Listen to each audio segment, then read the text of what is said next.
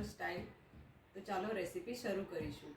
તો મેં આ પાલકને સારી રીતે ધોઈ લીધો છે.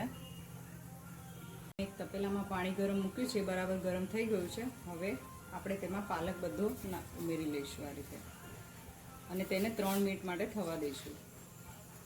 તો હવે આપણે તેમાં 2 ચમચા તેલ નાખી દઈશું. તેને ગરમ થવા દઈશું બરાબર. પહેલાં આપણે તેમાં કાંદા નાખી દઈશું. ગેસને સ્લો કરી લઈશું. તે પછી લીલા મરચાં નાખી દઈશું, અદરક નાખી લઈશું, કાજુ નાખી લઈશું, ટમેટાં નાખીશું, લસણ નાખીશું, કેપ્સિકમ નાખીશું. તો આ પાલક આપણો થઈ ગયો છે, બફાઈ ગયો છે. હવે તેને ઠંડુ પાણી નાખીને થોડું ધોઈ લઈશું. આ રીતે હલાવવાનું નથી, ખાલી ઠંડુ 1 ગ્લાસ પાણી નાખીને આ રીતે રહેવા દેવાનું છે. હવે તેને ઠંડુ કરવાનું છે થોડીક વાર માટે. સૌથી પહેલાં આપણે તેમાં નમક નાખી દઈશું. નમક સ્વાદ પ્રમાણે નાખવાનું છે. કસ્તુરી મેથી છે એ નાખી દઈશું. હળદર પાવડર નાખીશું. એમાં લીલા મરચાં નાખ્યા છે એટલે લાલ મરચું આપણે સાવ ઓછું નાખવાનું છે. ધાણા પાવડર નાખી દઈશું 1 ચમચી. અને આ મેં પાલક પનીર રસોઈ મેજિક મસાલા લીધો છે. તમે કોઈ પણ લઈ શકો છો. અમારા ઘરમાં આ ટેસ્ટ બધાને ગમે છે એટલા માટે મેં આ લીધો છે. તો એ પણ આપણે નાખી દઈશું. હવે બરાબર મિક્સ કરી લઈશું અને આને બધું બરાબર આપણે સાતળીશું.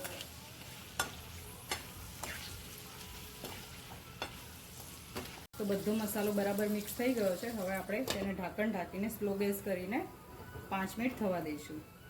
હવે આપણું આ બધું શાક એકદમ સરસ રીતે સતળાઈ ગયું છે અને મસાલો પણ સરસ રીતે મિક્સ થઈ ગયો છે. તો આપણે તેને ઠંડુ કરવા માટે એક બાઉલમાં કાઢી લઈશું આ રીતે.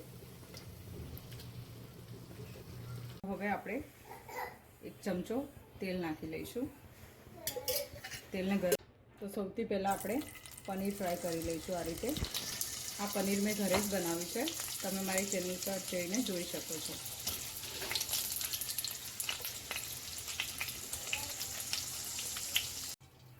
તો સૌથી પહેલાં આપણે આ જે બધું શાક છે તે નાખી દઈશું એમાં. તો બધું શાક મેં આમાં નાખી દીધું છે. હવે આપણે પાલક પણ આપણે આમાં જ નાખી દઈશું. આપણું પનીર એકદમ તળાઈ ગયું છે. તેને આપણે બધું કાઢી લઈશું. આપણે જે પનીર તળ્યું હતું એ જ તેલમાં આપણે આ રીતે તેજ પત્તા નાખી દઈશું, મરચાં નાખી દઈશું, લીલું થવા દઈશું આ રીતે. અને આ જે ગ્રેવી રેડી કરી છે તે નાખી દઈશું.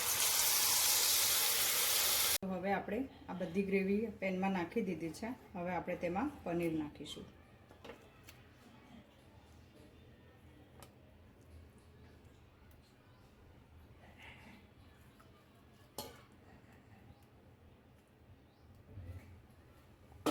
મિક્સ કરી લઈશું. તો હવે આપણે ઢાંકણ બંધ કરીને 2-3 મિનિટ થવા દઈશું. તો હવે આપણે ખોલીને ચેક કરી લઈશું. તો આપણું બધું તેલ છૂટું પડી ગયું છે. હવે આપણે થોડું ચીઝ છીણી લઈશું.